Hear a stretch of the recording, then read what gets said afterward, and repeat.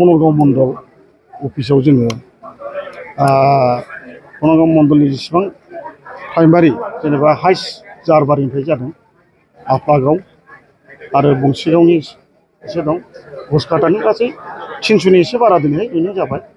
आरो लाबावनांगौ दंमोन खिन्थु आं बादा हरदों दिनैहाय हयथ'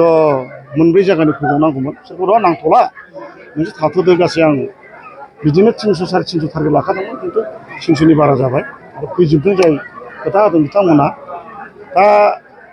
आवगायाव बारा बुजियामोन जोंनि बर'फ्रा दा लासै लासै बुजिनो हमबाय बिजेपिआ मा खामानि मावदों बर' जाथिनि थाखाय बेखौ लासै लासै बुजिजोब्बाय आरो बुंनो थाङोब्ला बिजेपि सरकारा मा मावदों मा मावाखै बेखौ दानि देरफुनाय सेंग्राफ्रा बयबो मबाइल एक्सपार्ट जोब गासिबो मबाइलावनो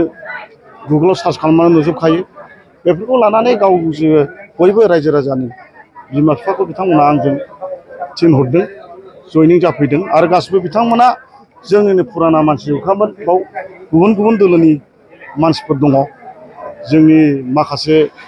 इउथनि सेंग्राफोर माखासे सारेनियर इन्डिएफबि माखासे इउपिपिएलनिबो दं माखासे बिपिएफनिबो गोबां दं दा बुंनो थाङोब्ला झारबारि एरियाना गासिबो बिपिएफनि जोब आपनाबो बिपिएफनि जोब दा आसा खालामबाय माने देरहानाया 100% खाथां आरो बिथांमोना आंनि जानानै मावनो होननानै बिथांमोना दिनै फैबाय जेब्ला निस्सय बिथांमोना आंनि जानानैनो खामानिखौ मावगोन जिहेतु आंहा बनरगाव मण्डल हिसाबै टिकेटआबो फाइनालखा आरो देरहानायाबो खाथांखा